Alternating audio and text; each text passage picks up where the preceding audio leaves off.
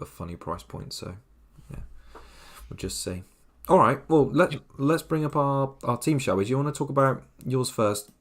And rocking the 3-5-2. Do you want to run through who you've got in there and just? I mean, we covered this lot in detail a little bit on last week's show, but it's changed since then. There's new players. Yeah, so 3-5-2 as you said. I've got Nana in goal. Back three of Chilwell, Stones, and Estepinian. The midfield five of Martinelli, Saka, Rashford, Bruno, and Enciso at the moment, who's obviously a question mark. And then Jesus up top, which is the triple Arsenal attack at the moment, and then Haaland, of course. Then the bench is Areola, who's maybe going to be first choice. Who knows at this point?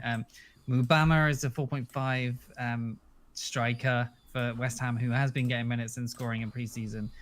He's just there as just someone I feel like people are overlooking and shouldn't drop in price or anything like that. I think he will get minutes this year, actually. Okay. Possibly coming off the bench. Yeah, he's just there for now. And then Henry, as I've talked about before, showing a bit of good preseason form, got decent enough fixtures after Spurs, obviously Fulham, Palace, Bournemouth, that sort of thing, which is good. So you can play him in those. And then Kabore, who's a no signing for Luton, who apparently should be going straight in the team. Attacking fullback, I think, as far as I know. And yeah, he's 4 million as well, so he's gone in too.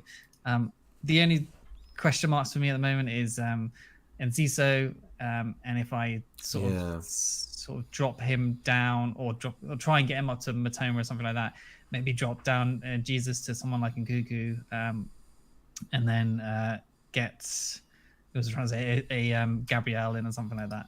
So it's just the 4-3-4-3, the 5-3-5-2 sort of formation. That's just trying to figure out who to pick out of those.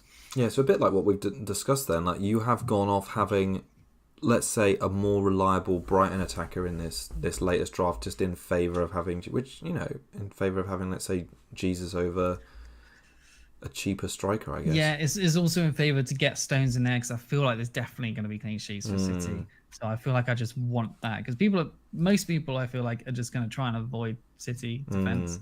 Just because, especially FPL Twitter people, but I just want to try and go there for just getting that sort of differential points in. And then Chilwell, I feel like is getting overlooked, as I said. Who is 6.8% owned? That's it. It's not a lot. And then it's Enciso in there at 5.5 million, which is like it would be nice to see someone sort of emerge in that price point in the preseason. But if not, I have other ways to kind of sort of get him up to Matona if I need to in this draft. So is there no money in the bank in this draft? I take it. That doesn't look like there is. Looks like no, there isn't. I obviously could downgrade Onana to someone like Johnston at Palace or Flecken or Verbruggen or Steele or whoever's first choice of that. So there is sort of leeway still in this draft. Yeah, no, I like it. I think it's strong. I feel like like you say, I agree. The only like question mark for I feel like you've optimized like each possession. But the Kabore player, the only player I'm obviously not confident about is Areola, but if Onana's going to start most of those games, and like you say, in Ciso, but I think it's I do really want Nkunku. That he's making me jealous. I want him, but it's just if I just wait for him, that's all. Yeah, I feel so. I suppose Stones is in there just because you want some City cover, or just because you quite like him over, let's say, Ake or Akanji, I guess, because he's got that a little bit of attacking threat as well. Yeah, the attacking threat, and he seems to be nailed on at the moment.